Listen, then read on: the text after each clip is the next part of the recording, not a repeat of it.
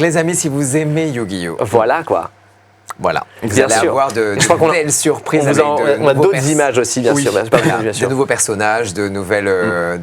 Tout est magnifiquement fait. Bien sûr. Et je peux vous dire, je peux en parler un petit peu. Tu peux parler, bien sûr. Parce que je savais pas si c'était encore secret ou pas. Je peux juste vous dire, les amis, que quand je travaille, je vois tout de suite si la personne est passionnée en face de moi, que ce soit les réalisateurs, les animateurs, etc. Et là, je suis tombé sur... C'est plus que des passionnés, c'est qu'ils m'ont nourri. À chaque fois, le personnage, il me dit ouais, comme ci, comme ça et tout. Et on a fait un vrai travail d'équipe et c'était absolument sublime de travailler. Je te l'ai dit d'ailleurs, c'est la première chose que je t'ai dit au téléphone après avoir vu une vidéo de 30 minutes pour m'expliquer exactement mon personnage. Vous voyez Théro, comment il parle pas au ralenti. Ça, c'est vrai. Vous mettez en fois 0,5 ou fois 1 ou fois 2, pardon, c'est impossible de le comprendre. Donc vous écoutez vraiment la vidéo d'une demi-heure.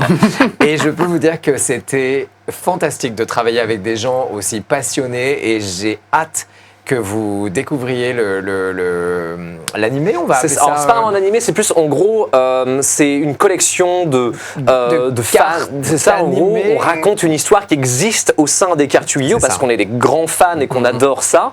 Et il y a une histoire qui s'appelle l'histoire d'Albaz, du marqué Albaz et Ecclesia, qui était la fille qu'on a vue dans l'animation précédemment.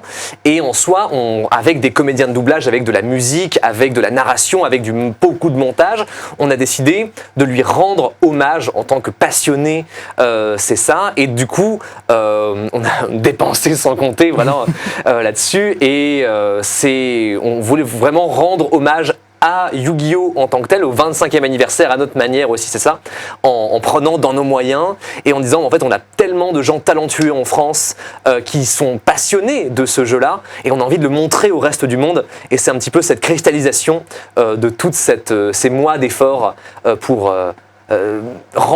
donner tout notre amour envers ce jeu qui nous a tant donné.